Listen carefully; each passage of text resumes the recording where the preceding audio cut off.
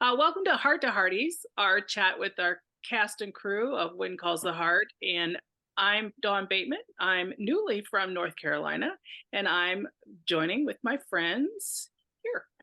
Kim McDonald from Barrie, Ontario.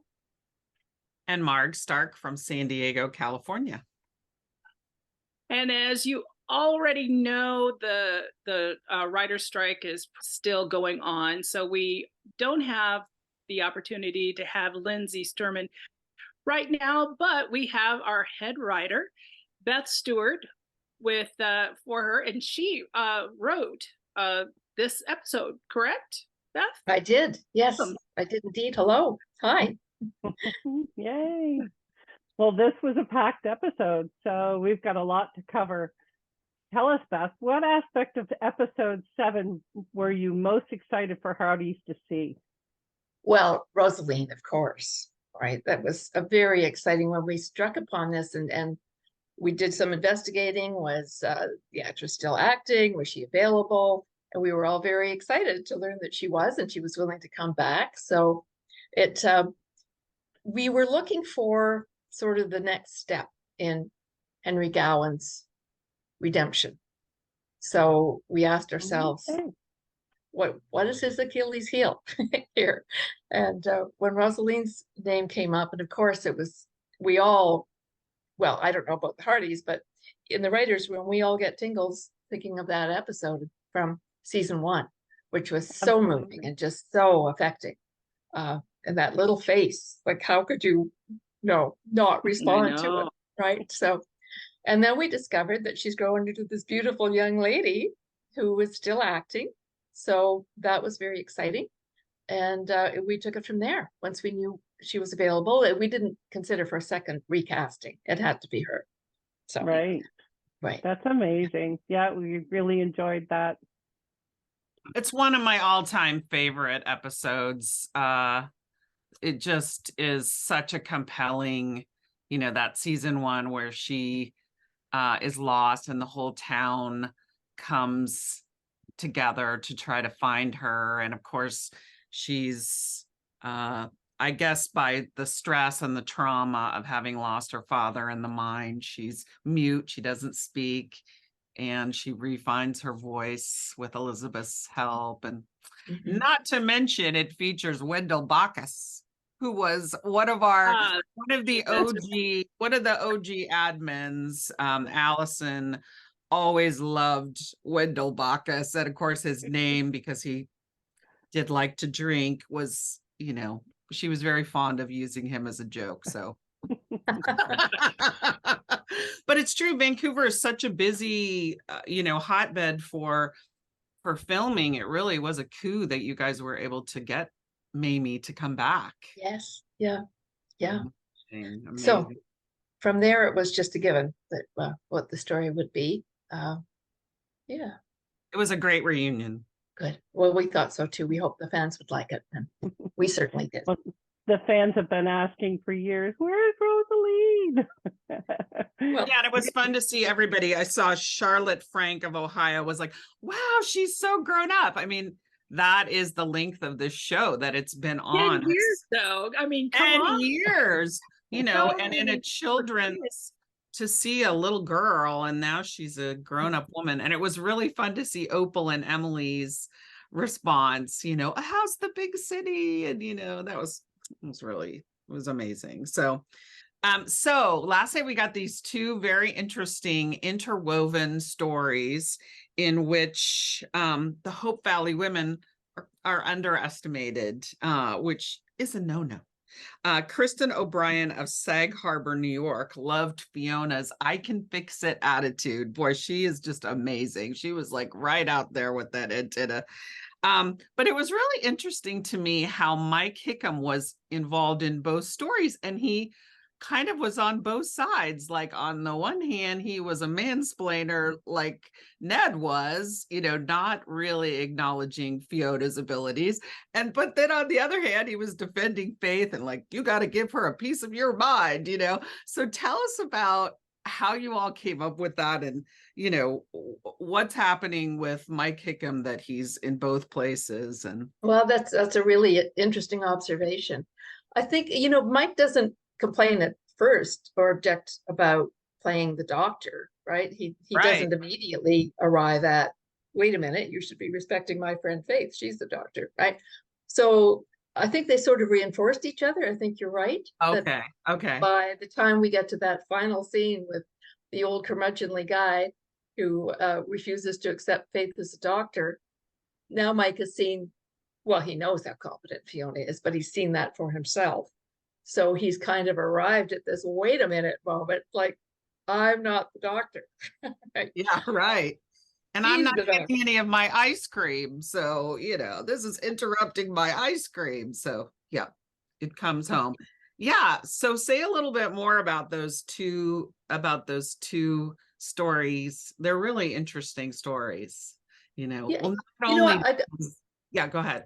go ahead. I don't think we set out to have them reinforce each other, but they wound up doing it, right? I mean, the whole Yeah. Fiona story, just, we wanted Lucas to bring in this wonderful surprise for the town, and it just became a natural point of humor between Ned and Fiona, hearkening back to when the telephone first arrived, right? And Ned Exactly. tried to fix the telephone, right? Yes. So it seemed like a little callback to that too. It's kind of a big callback. Remind me who directed this episode. It was Elise. and She Okay. did a fantastic job. That shot where they take the top off the box and you see the three faces, you know, Fiona, Ned, and Mike peering in to see this radio. So fun. So fun. It was really, really fun. Yeah. Yeah. But just all the hijinks with it, the sparks and, everything was really. I thought the four of them, including Lucas, just did a brilliant job. Yeah, in those. absolutely. Yeah. And, Really quite delightful. yeah, Lucas's face too was really, it was great. And then I thought it was also interesting that the gentleman that was the patient was dehydrated, because that plays into our whole water thing. Wow. Well, that had not occurred to me, but maybe you're not. absolutely Well, Beth, you told us everything's connected, so we are. in ways I didn't even realize. Yes. But you're right, highly thematic. Oh yeah, no. Hearties are Yeah. looking at the trestle bridge and the lumber for whatever water projects there are, and we're thinking about that bandit. Yeah, so I think I can say that much. That trestle bridge is. Okay, it just seemed like this throwaway, but it's part of it. hilarious, hilarious. Yeah. So I think with the old fellow, we were just trying to paint a portrait of an old fellow who lived alone and was taking care of himself, right? Right. And this is, and we know today, this is an issue Yeah. with older people who live alone. Yes. They don't drink enough water, right? Very true. Very true. And, and our Mountie, we always love to see him in action, but he's a first responder. And that's another thing that he would come upon to be able to help. Starting with Mike Hickam leading calisthenics. You had me from Mike doing calisthenics. I mean, it was just hysterical. He was looking good. He's looking great. It's the season of stripes. So again, he's in stripes. I went to a women's college that was founded in the 1800s, and the gym uniforms that they wore are just really something to be admired. And so, to see everybody out there doing their stretches and stuff in their formal attire, but Mike, in his gym outfit is hilarious. But in that scene, there was something really interesting, and that was, Lucas shares that he has another surprise, and we have a sense that it's going to be the radio because we see promos, and Elizabeth gives him a little bit of trouble about his surprises, and then she does it again later on with Rosemary. I'm just curious, what can you tell us? Why are Lucas's surprises kind of rubbing them the wrong way? I think we've established that from season 9 that or with the balloon. Yes. She said to him then, right, that it's lovely, but I don't need that, right? It is a difference between them. He loves his grand gestures, and she's a gal who came from a a world of grand gestures, but chose to leave that to come to the simplicity of this small town. Okay. So I think it is a little bit of, not a point of contention between them is overstating it, but it's a difference between them. And now I think it's just becoming a mild teasing that she, there you go again. Right. Okay. Yeah. Okay. And, that's a pretty normal part of a relationship. There's a big passion kind of couple of years and you get engaged, and then I don't know, the engagement can be a rough time because you're trying to figure out wedding plans, and the stresses of it kind of come upon you. So is that what's going on? Well, yes, I think that's exactly right too. That's when you really start seeing each other. I mean, Lucas again with his grand visions and his just his bigness in things has swept Elizabeth off her feet. And now that they're really moving towards the wedding, they're seeing who they really are, right? They're stripping a little bit away of the veneer away, I think. And Right. I think that's always a process for every couple, right? Right. I've never had any annoyance with my husband. No, he doesn't irritate me at all with any of his gestures. So, No, and I am, of course, perfect as well. So, yeah. There you go. So, There you go. My husband is downstairs, so I'm just. so okay, we'll keep the volume down. Yes. I love it. Well, the whole idea of Crossroads, we had that conversation in, I think, the church. Jennifer Remy Wilson of River Ridge, Louisiana, noticed that when Elizabeth and Joseph were on the schoolhouse, that they said that they were all on their crossroads. So can you talk to me about that? Again, I think marriage is a crossroads, right? It's one of the major crossroads of our lives. So I think that's what she was talking about, that she could relate, that which path you're taking now, it's a big decision, and she's taken a path. She's past the crossroad, she's on a path. So I think that's why she's saying she could identify with Joseph's situation. It was just a curious conversation between those two. And we saw the whole conversation with Joseph and what, the turn of events with them, but with him especially. But that was a curious conversation, I would think. We also, Carrie Campo of Issaquah, Washington, referenced Joseph giving up his duties at Coulter Lumber, and she asked, will we now see him doing more pastoral duties? That's the whole idea. Yes, he's going to focus on being the pastor of Hope Valley now, and the surrounding towns too. As we've established, some of them are missing their pastor, so he'll be traveling a bit to those communities. But it doesn't mean that we won't see him in our ordinary life as well. He'll be helping Minnie out around the kitchen at the cafe, and we'll see him as a dad, engaged with his kids as well. But yes, there is a shift happening away from Coulter Lumber and the many other things he's been doing around the town. Yeah, I think what we're seeing this season, the writers do place people in other helpful roles where they need them to be scene partners and have reason to interact. And there's a lot of pitching in. So I'm sure, it's been a long journey to get a pastor in Hope Valley. And even from the very start with Joseph, he was only part-time. He was always torn between other things. So and he was reluctant too. So he's growing into, I keep thinking this season is about people finding their true selves.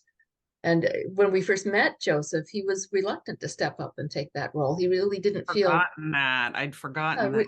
Really worthy or that he was ready. But with Minnie's help and with prayer, he has embraced his destiny now, who he is meant to be. So I think that is something we've seen come to climax in this season. Yeah, and in a place like Hope Valley where they may not have experienced before the support that they needed in this place, they clearly are feeling that support. So Yes. his, you know, his Yes. calling and his dream can maybe flourish. So Mhm.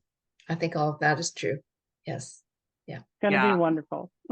yeah, but that is true that pastors had to still today, of course, have to serve multiple congregations, and single congregations can't always afford to support a minister. So clergy can have to attend to several, and that's a lot. It's a Yeah. lot in and of itself. So He'll be a busy guy still. Yes. always, Yeah.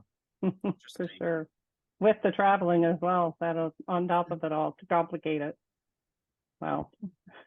Returning to the Rosaleen storyline, Henry Gowan overhears that Rosaleen can't pursue nursing school, and with Lucas's help, he establishes an anonymous scholarship fund.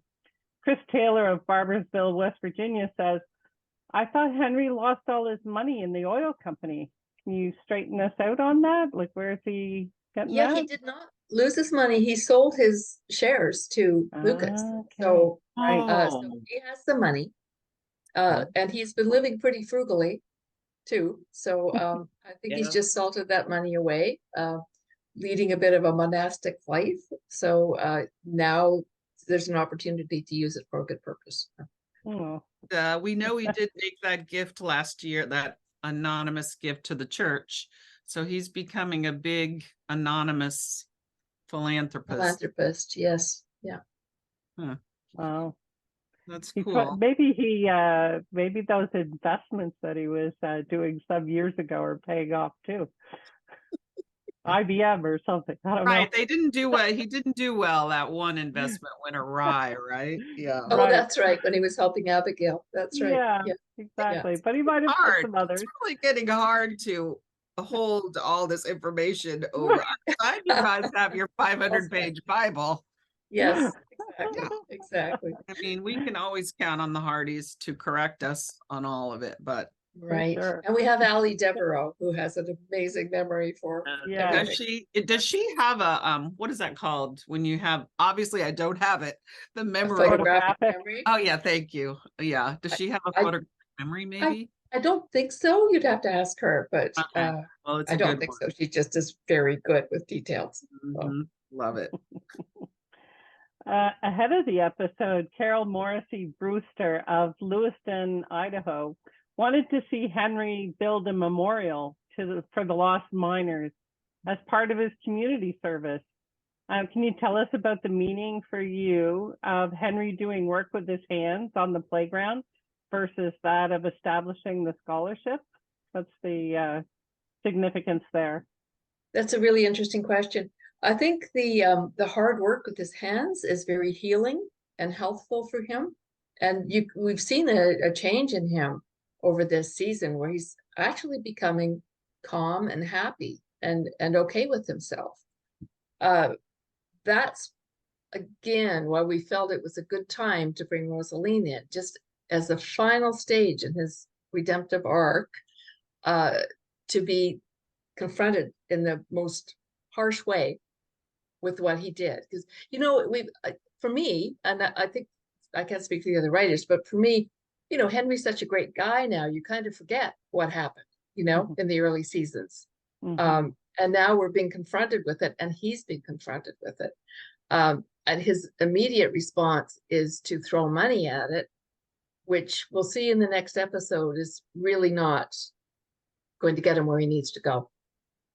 Anyway, I won't give anything away Too about much the next away, yeah. episode, but I don't think creating that fund rather than actually approaching Rosaleen and trying to find a way to heal that is the most healthful thing for his redemption. So I see that as a difference. It's so interesting when Jack passed, we really witnessed the Hearties going through, is it Elizabeth Kubler-Ross's the stages of grief? Like we had to re-educate ourselves as admins on how people respond to grief differently. And that's like the textbook, because of course we saw every kind of reaction from fans about that. and I can't remember who we were talking to earlier this season about survivor's guilt and, somebody who goes through that kind of trauma, whether it's a soldier who survives something or that kind of thing. But like, what kind of research did you all have to do to understand the stages, or did you talk about it in the writer's room, the stages that Henry would go through with that kind of survivor's guilt? Yes, we did talk about the stages he would go through. And I think, just many of us are more mature, older people, and we've done some living. And one of the things I've come to understand about the stages of grief is that they're not necessarily linear. You can jump around, right? From you think you're way over here, but you jump back to there, right? So yeah, I think that's what's happening in this episode with Henry. Very interesting. Mm-hmm. Yeah. It's been nice to see him smiling, though. Oh, Yes. I know. And he's so charming, isn't he? And his heart just shines, you can see who he really is once he was able to shed all of that darkness. For sure. Oh, if you're aware, Beth, but it has been 4 years now that we've been waiting for Nathan to have some romance. Not that we're counting or anything. No. I think he came in, I don't know, like a quarter of the way through season 6. So maybe we're, right around there. So we got really excited because there seemed to be movement afoot towards some courtship. He asked her to dance. They're spending time together. And then right as he's like getting his dating mojo, it's cut off. She says something cryptic like, there's something in the way. There's always been something in the way. Bah, bah, bah, bah. It was like, and it seemed like she was sort of teary. Can you break down that scene for us? Because there's something in the water that's preventing him from. It's the water again. It's all connected.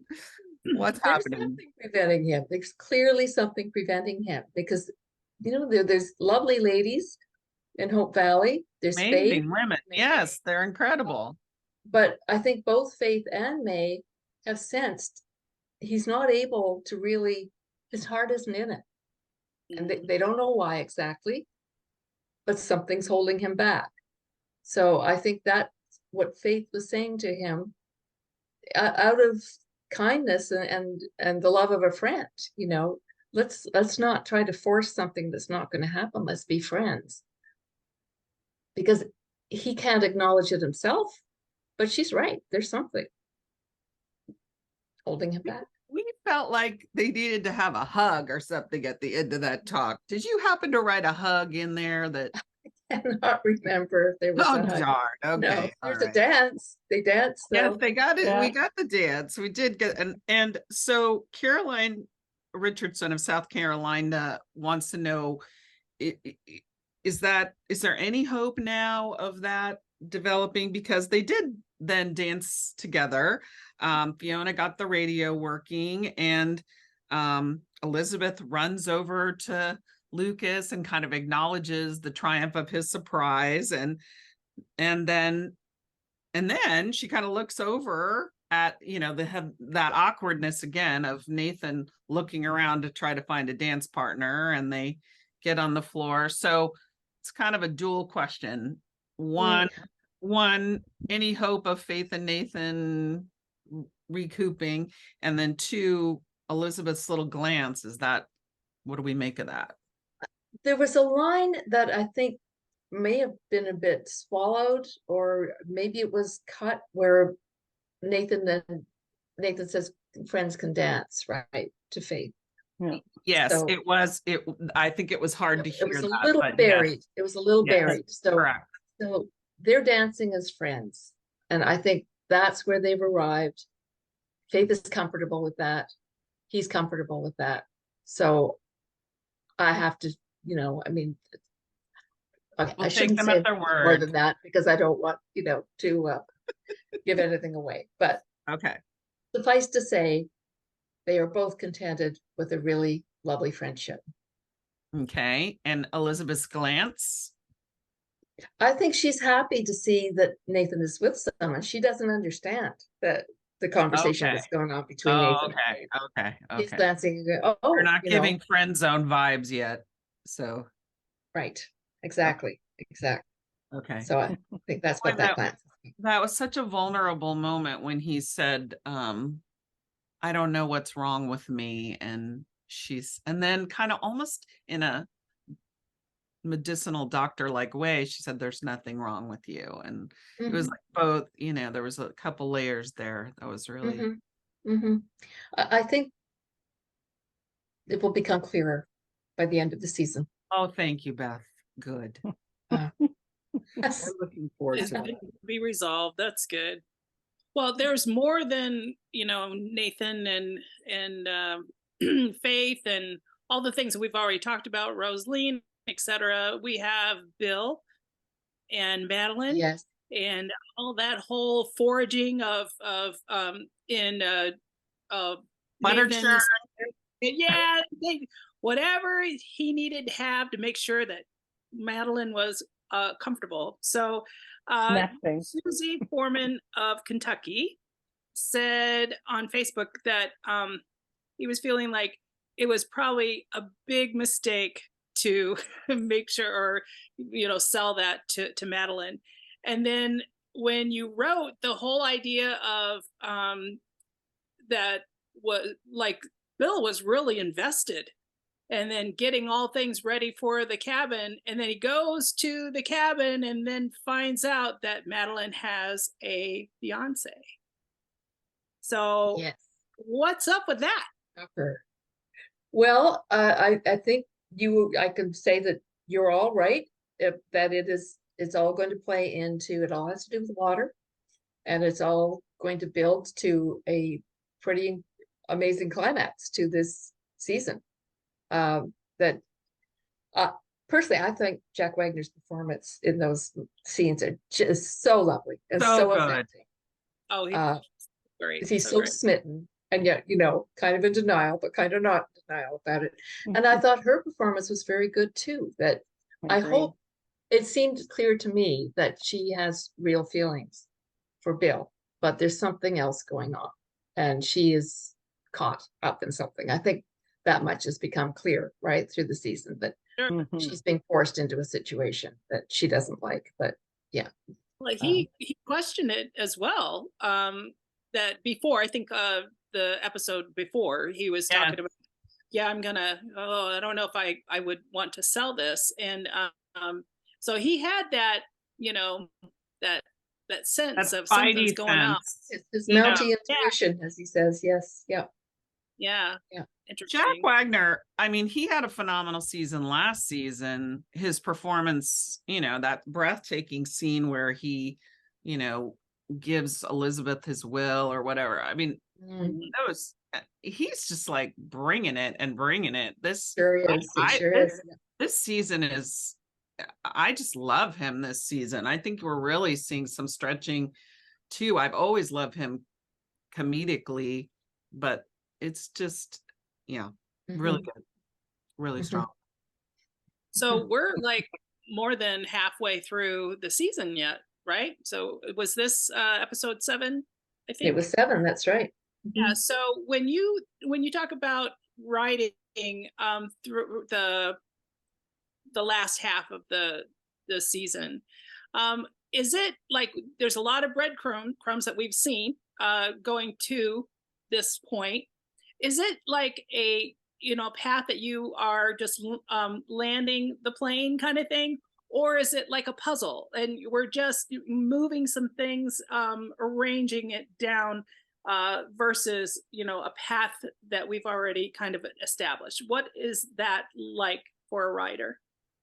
One of the things I really enjoyed about working on season 10 was we came up with a plan at the beginning of the season. We brainstormed the entire season arc, and it pretty much played through as we had anticipated. I mean, there were changes along the way, obviously, and adjustments to be made. And you tend to say at the beginning, oh yeah, then this happens, and it seems so simple. And then you get into it, it's like, whoa, that's not simple at all. But I think what happens is in the early part of the season, you are, you know, it's can be a little challenging. What are the stories going to be? What are the little stories going to be until we get to the big meat of the season? But at this point, you feel you've got this enormous momentum behind you, and it becomes very clear what the stories have to be. And then you suddenly find yourself in a position of, oh my gosh, we've got so much story. How are we going to fit it into, 42 minutes? Yeah.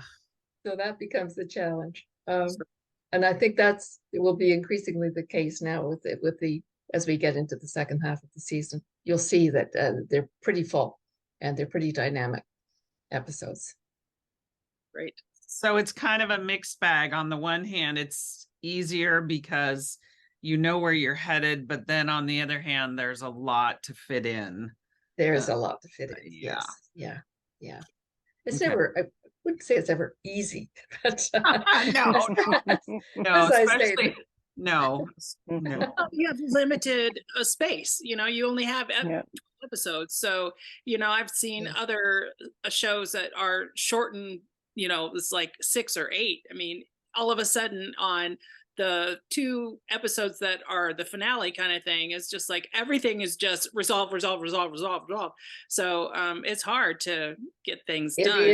It is. I hope, and I think we've used the first half of the season effectively to lay the track and not in a rushed way, so that what happens in the second half of the season will make sense and it won't feel, oh, well, you just pulled that out of thin air. You'll see that, oh, that connects to this that happened. Right. So, yeah.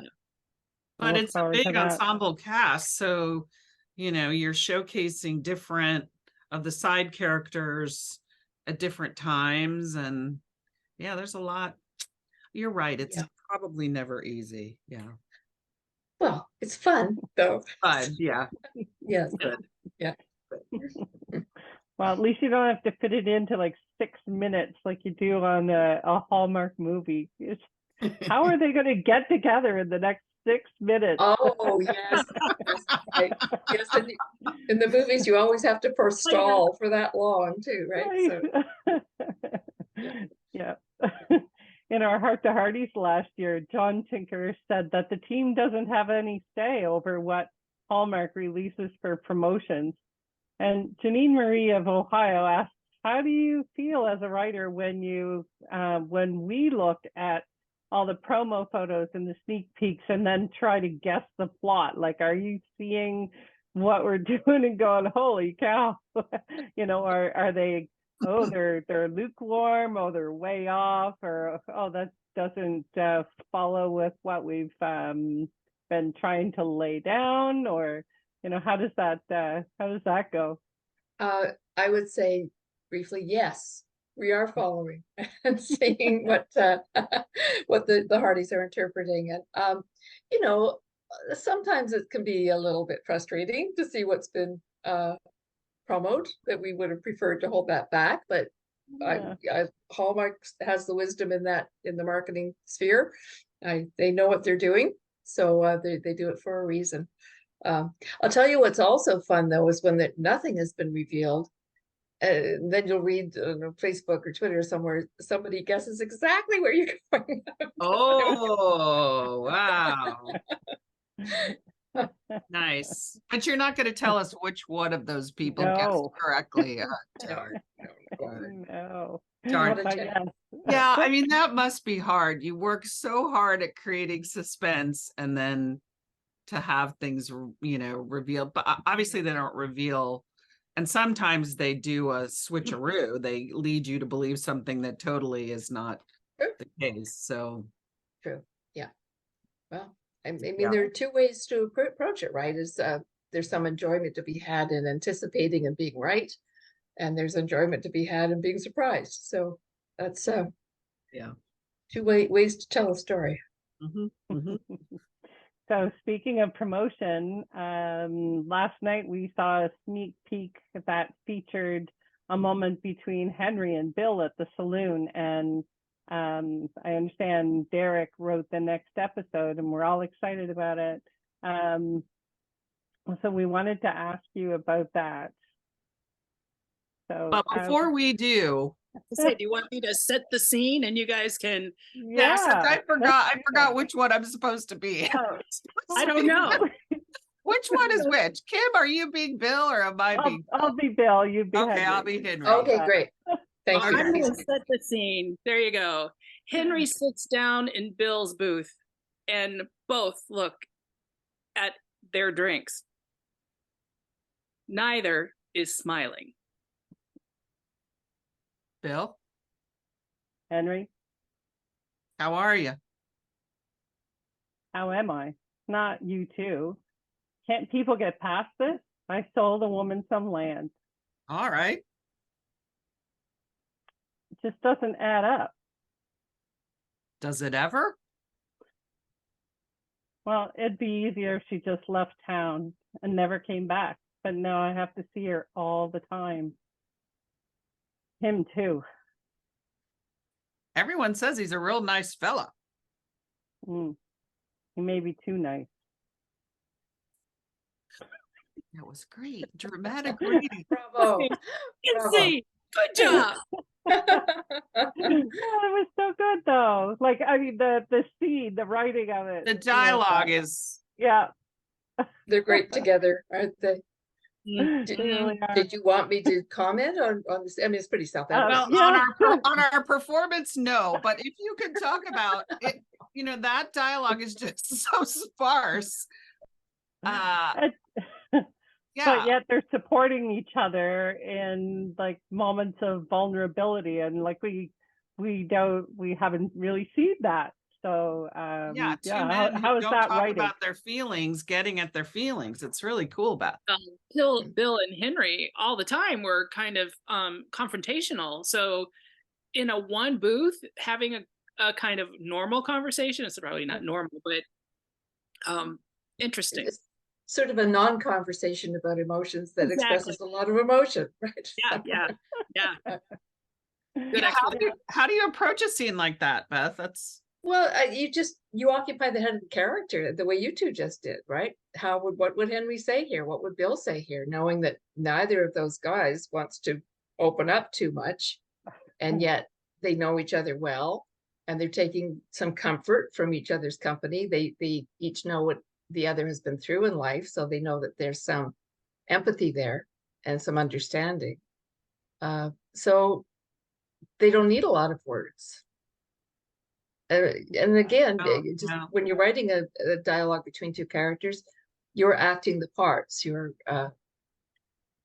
taking turns being Henry and being Bill. Well, so that's how you do it. But that's a good question for Derek. If you're talking to Derek next week, it's a guy writing guys, right? So yeah, it's just we talk so much on this show about the women supporting the women and their dialogue, but it's totally different than the men's dialogue, and just the umbrage that he took that someone, that people probably keep asking him how he's doing, because Hope Valley is that kind of place where people care about each other, but these two guys, they don't have a lot of practice with this. Right. Well, and Henry's been through it too, right? He's been under the microscope. Everybody's making them is that project, right? So so he can sympathize. Yeah. Well, we owe you a debt of gratitude, in particular, for writing so many scenes where we got to see that adorable baby. I mean, could Goldie be any cuter? I mean, last night just, yeah. I think all of us, in between throwing things at our television because we are upset about this Madeleine St. John, we were cooing over that baby. So, and then I had a flashback to Back to the Future because Ned was like talking about the capacitor. I had to like look it up. I was like, is it the flux capacitor that we're talking about? Back to the Future, the flux capacitor. So if only you could write in a DeLorean so we could speed up and time travel to next Sunday and get the lowdown. But Beth, thank you so much. We know that there's so much demand on your time right now with the strike going on, and this is the fun part, to get to see Hearties react, and we love having you here to react with us. So, well, thanks so much for having me, and we love that you love it. So it gives us incentive to keep going. So You're torturing us, but we love it. We keep coming back for more of the little torture. So thank you, Hearties, for tuning in as well to these amazing radio waves that Hallmark Channel brings us every Sunday night, 9 p.m., 8 Central. We love tweeting with you each Sunday with the hashtag Hearties. And be sure and like, comment, and share our YouTube channel so that you don't miss a single chat. And we're going to see you next time on Heart to Hearties.